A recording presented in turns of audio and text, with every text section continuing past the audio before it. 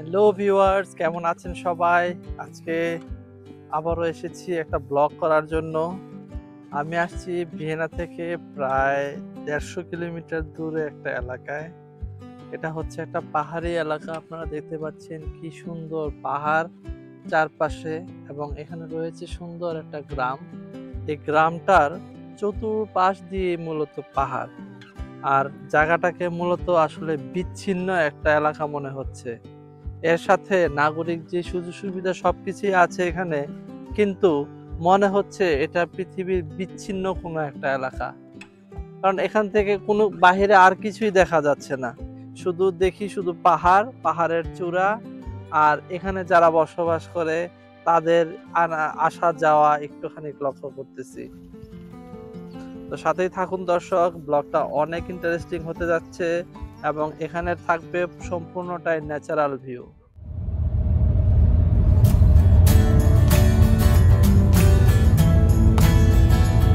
Hello viewers, কেমন আছেন সবাই?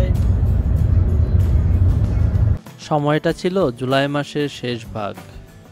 এই সময়টাকে সামার ধরা হয়, আর এই সামার টাইমে ওয়েদার অনেক চেঞ্জ হয়। যেমন এখনই গরম, আবার কিছুক্ষণ পর আবার ঝুম বৃষ্টি নামে। তো আমাদের দিনটাও এরকমই ছিল, কিছুক্ষণ আগে ছিল একদম গরম এবং এখন ধীরে ধীরে ঠান্ডা হয়ে আসছে এবং বৃষ্টির আভাস পাচ্ছি। বের হতে হতে আমাদের প্রায় দুপুর 12টা বেজে গিয়েছিল। আজকে আমাদের উদ্দেশ্য হচ্ছে অস্ট্রিয়ার বিখ্যাত যে আল্পস পর্বতগুলো রয়েছে সেগুলো ঘুরে দেখা, এবং সেই সাথে আমরা আরও প্ল্যান করেছি যে আমরা একটা প্রাকৃতিক হ্রদ বা সি বা লেক ভিজিট করব। আমাদের আগামীকালকের প্ল্যান হচ্ছে যে এরলাউফসে ভিজিট করব। এরলাউফসে হচ্ছে একটা প্রাকৃতিক লেক, যা পর্বতের গা বেয়ে যে পানি নেমে আসে তা থেকে জমে যে সৃষ্ট হ্রদ, সেই হ্রদ। এরলাউফসে আমাদের আজকের প্ল্যানেই ছিল, কিন্তু পরিবেশ পরিস্থিতি এবং একটা ভুলের কারণে, যেটা হচ্ছে আমরা রাস্তা ভুলে গিয়েছিলাম, তো আমরা ভুলে অন্য একটা গ্রামের ডিরেকশনে চলে গিয়েছিলাম, সেই জন্য আমাদের মাঝপথে একটু দেরি হয়ে যায়। সেই জন্য আমরা আর সেই পথে যেতে পারিনি, এবং সেই সাথে রাস্তায় অনেক বৃষ্টি নেমেছিল। তো এই পাহাড়ি রাস্তা ধরে উপরে উঠতে গেলে যে একটা হ্যাসেল পোহাতে হয়, সেই হ্যাসেলের কথা চিন্তা করেই আমরা এরলাউফসে যাওয়াটাকে আজকের জন্য ক্যান্সেল করেছিলাম। এরলাউফসে আপনাদেরকে আগামী পর্বে দেখাবো, কিন্তু এই পর্বে আমি আপনাদেরকে উপস্থাপন করব আল্পস পর্বতমালা এবং সেই সাথে গ্রামের কিছু দৃশ্য। তো দর্শক, আমার সাথেই থাকুন, আপনাদেরকে ভিজিট করাচ্ছি নতুন একটা জায়গায়।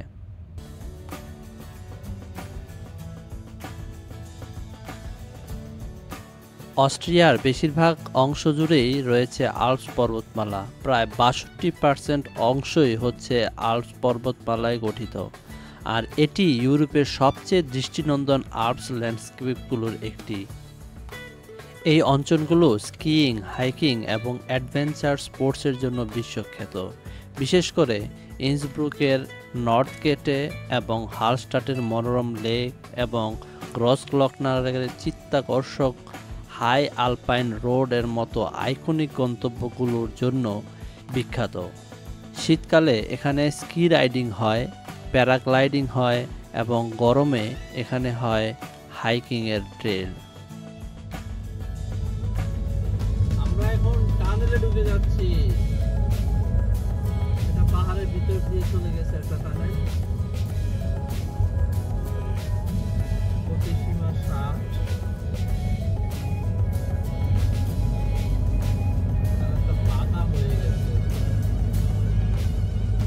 যেতে যেতে অনেক মনোরম দৃশ্য উপভোগ করছিলাম।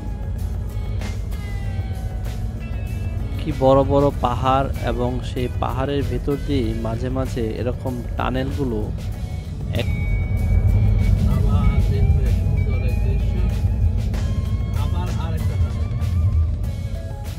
যেতে যেতে দেখতে পেলাম আমরা এক পাহাড় থেকে আরেক পাহাড়ে যখন যাচ্ছি তখন এরকম বিশাল উঁচু ব্রিজের উপর দিয়ে আমরা যাচ্ছি। যেতে অনেকটা ভয়ও লাগছিল এবং নতুনকে জানার আগ্রহ আরো বেড়ে যাচ্ছিল।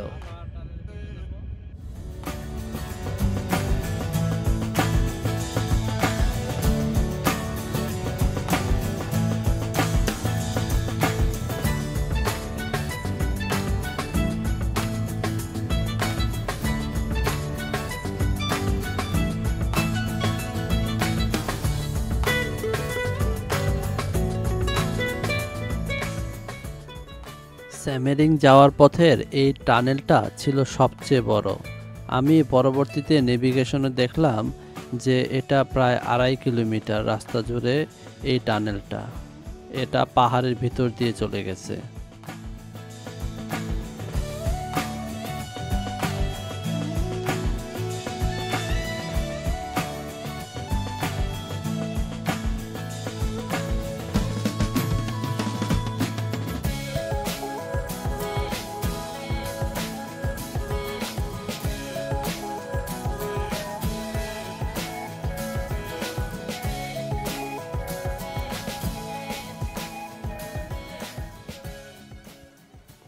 প্রায় ১০০ কিলোমিটার পথ পাড়ি দিয়ে আমরা এখন একটা যাত্রা বিরতি নিতে যাচ্ছি।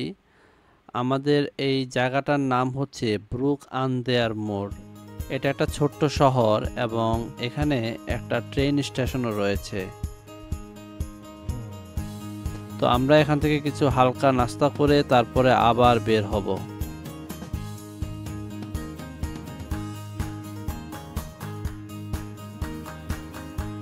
একটা মজার বিষয় হলো শহর ছোট আর বড় হোক, যেখানেই হোক না কেন প্রত্যেকটা জায়গাতেই আমি দেখেছি যে ফুলের বাগান করে রাখা হয় এবং ফুলগুলো এত সুন্দরভাবে ফুটে থাকে, শহরের চেহারাটাই বদলে দেয়।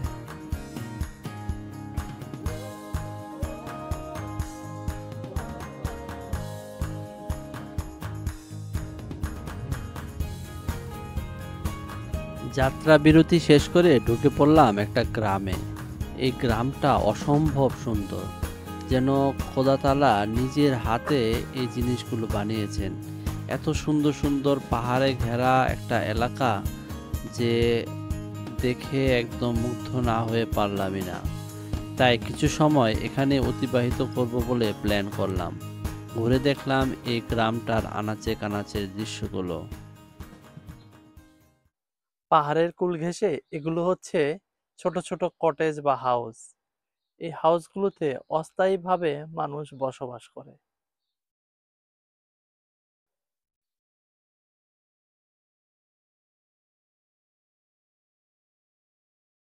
তারা এই জায়গাগুলোতে ভাড়া নিয়ে মূলত এখানে ছোট ছোট গার্ডেন করে এবং ছোট ছোট অস্থায়ী ঘর তৈরি করে, এবং সামার টাইমে অবসর সময়ে তারা এই জায়গাগুলোতে আসে এবং এই অবসর সময়টাতে তারা এই গার্ডেনিং এর মাধ্যমে সময়টা ব্যয় করে।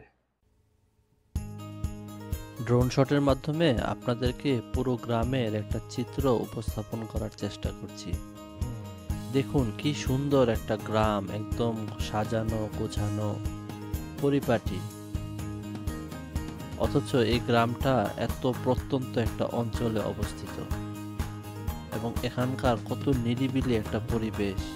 রাস্তাঘাটে মানুষ নেই বললেই চলে, দুই একটা গাড়ি এদিক সেদিক বের হচ্ছে যাচ্ছে। এক একটা হাউসে দেখা যায় একটা দুইটা বা তিনটা লোক বসবাস করে।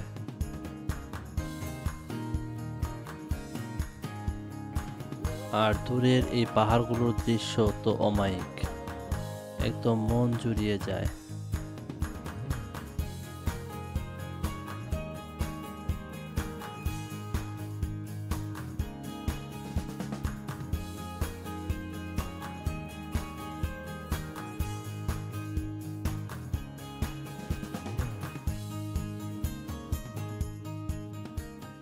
এখানে দেখতে পাচ্ছেন একটা জলাধার। এটা হচ্ছে এই যে পাহাড়গুলোর গা ঘেঁষে এভাবে পানিটা এভাবে এসে এখানে জমা হচ্ছে। আর একটা ইন্টারেস্টিং জিনিস আপনাদেরকে দেখাই, সেটা হচ্ছে এই পানিটা থেকেই আসলে বিদ্যুৎ উৎপাদন করা হচ্ছে। এখানে দেখতে পাচ্ছেন ফারবুন্দ নামের একটা কোম্পানি। এই কোম্পানি এই অস্ট্রিয়ার সত্তায়িত একটা কোম্পানি। এই কোম্পানি এখানে এই পানিটাকে ধরে রাখছে। এই যে দেখতে পাচ্ছেন এখানে বাঁধ দেওয়া আছে, এই পানিটাকে ধরে রেখে এখানে একটা প্রেসার ক্রিয়েট করতেছে এবং এখানে এই দেখতে পাচ্ছেন এই পাশ দিয়ে এই পানিটা প্রবাহিত হয়ে এই ক্যানেল দিয়ে নিচে নেমে যাচ্ছে এবং এখান থেকে তারা একটা বিদ্যুৎ উৎপাদন করছে। এরকম পাহাড়ের যে উপত্যকা আছে সেই উপত্যকায় পানি এভাবে নেমে আসে এবং এর থেকে বিদ্যুৎ উৎপাদন করা হয়। আকাশে অনেক মেঘ জমেছে আজ। আর আমার পিছনের অবস্থাটা, আরেকটা জায়গায় আসলাম, এই জায়গাটা অনেক সুন্দর। এটা স্টায়ারমার্কের একটা এলাকা, আমি ডিটেলস আপনাদেরকে পরে জানাচ্ছি। আমার পিছনে দেখতে পাচ্ছেন আরো এক পাহাড়, এটা একটা পাহাড়ের চূড়া এবং এদিক দিয়ে পানির ঝর্ণা থেকে যে পানি নেমে আসা, সে পানি নেমে আসছে। অসম্ভব সুন্দর ভিউ। নিচে এই গ্রামগুলো দেখা যাচ্ছে, একটু নিচে গ্রাম। এই পুকুরে অনেক বড় মাছ আছে মনে হচ্ছে।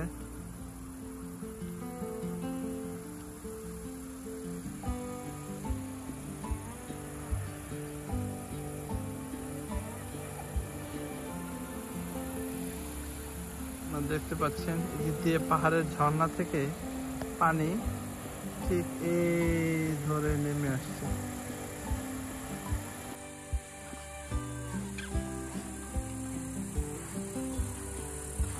এই রাস্তা ধরে আবার এই পাহাড়ের চূড়ায় উপরে ওঠা যায়।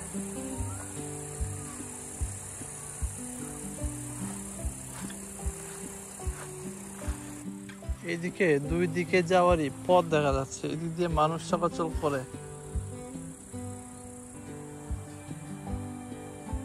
এটা বোঝা যাচ্ছে, এদিক দিয়েও মানুষ উঠে, এটা বোঝা যাচ্ছে। একটু যাই দেখি কেমন লাগে। ডেয়ারিং একটা জায়গা, তাও না এগুলো অনেক পিচ্ছিল। তারপর আর একটু ট্রাই করে দেখি আসলে ওঠা সম্ভব। না, মনে হচ্ছে না, পিছলিয়ে পড়ে যেতে পারি। ওখানে একটা স্টেপ মনে হচ্ছে।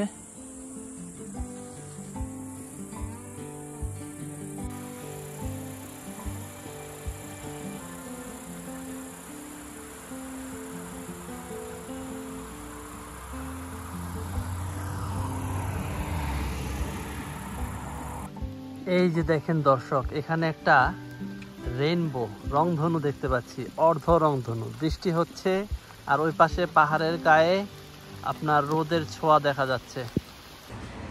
এখানে একটা হালাল কাবাবের দোকান পেয়ে গেলাম, তো এখান থেকে কাবাব নিব। এটা আমাদের বিকালবেলার নাস্তা। আমরা টেক ওয়ে নিচ্ছি কারণ আমরা আরো সামনে অগ্রসর হব।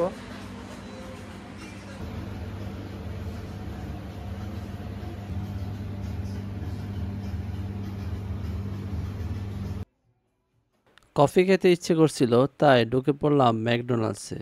আর বেবির জন্য নিয়ে নিলাম পমেজ বা ফ্রেঞ্চ ফ্রাই।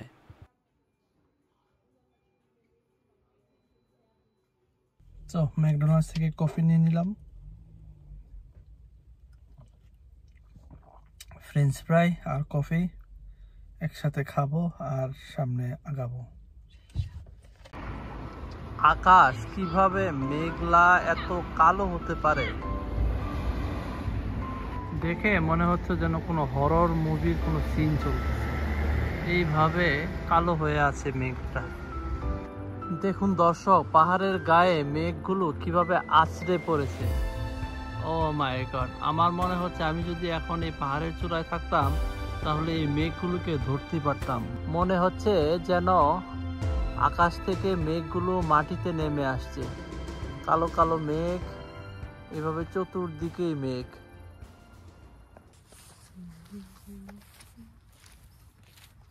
এটা ছিল পরের দিন সকালবেলা। ভোরবেলা ঘুম ভেঙে কিছুক্ষণ মর্নিং ওয়াকে বের হয়েছিলাম। জায়গাটা এত সুন্দর ছিল, হাঁটতে এত মজা লাগছিল, কি আর বলবো।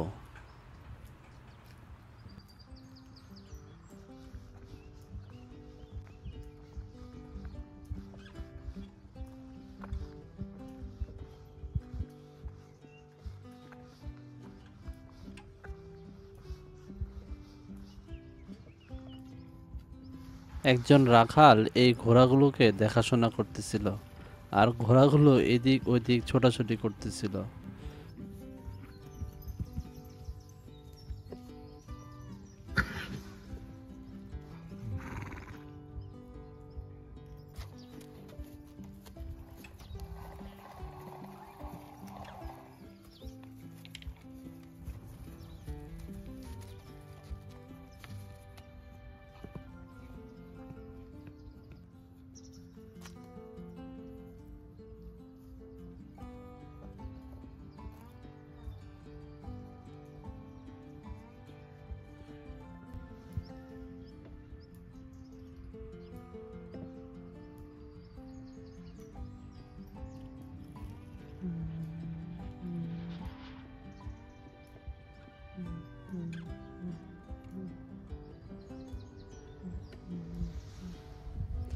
দর্শক, আজ এ পর্যন্তই। ভিডিওটি অনেক লম্বা হয়ে যাচ্ছিল, তাই ভিডিওটি দুইটি পর্ব ভাগ করেছি।